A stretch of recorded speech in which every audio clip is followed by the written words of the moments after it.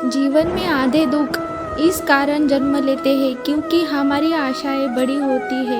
इन आशाओं का त्याग करके देखो, जीवन में सुख ही सुख होगा। मेरे परम भक्त जो हमेशा मेरा स्मरण या एक चित्त मन से मेरा पूजन करते हैं, मैं व्यक्तिगत रूप से उनके कल्याण का उत्तरदायित्व लेता हूँ। जन्म लेने वाले के लिए मृत्यु उतनी निश्चित है जितना कि मृत्यु होने वाले के लिए जन्म लेना। इसलिए जो अपर्याय है उस पर शोक मत करो।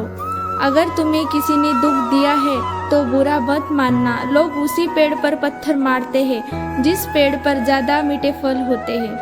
अंतकाल में जो मनुष्य मेरा स्मरण करते हुए देह त्याग करता है वह मेरी शरण में आता है। इसलिए मनुष्य को चाहिए कि अंतकाल में मेरा चिंतन करे।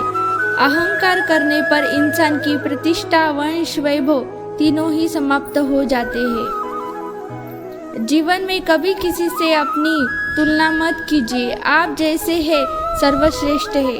बुरे कर्म करने नहीं पड़ते, वो हो जाते हैं, और अच्छे कर्म होते नहीं, करने पड़ते हैं। जो अपने मन पर नियंत्रण नहीं रखता वो स्वयं का क्षण क्षण शत्रु बनता जाता है। बुद्धिमान व्यक्ति को समाज कल्याण के लिए बिना आसक्ति के काम करना चाहिए, अर्थात बिना किसी लोभ के सेवा करनी चाहिए। वह हमेशा कार्य सफल बनेगा।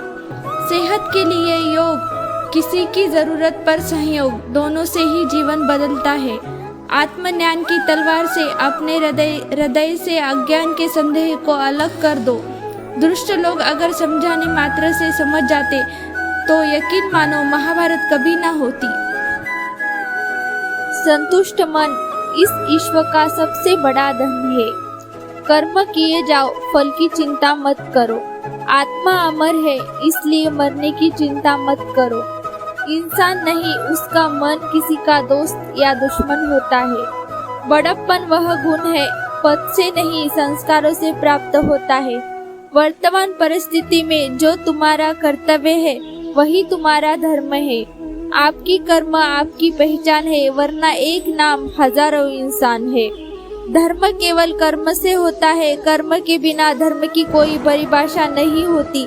मनुष्य अपने विश्वास से निर्मित होता है। जैसा वो विश्वास करता है वैसा ही बनता जाता है।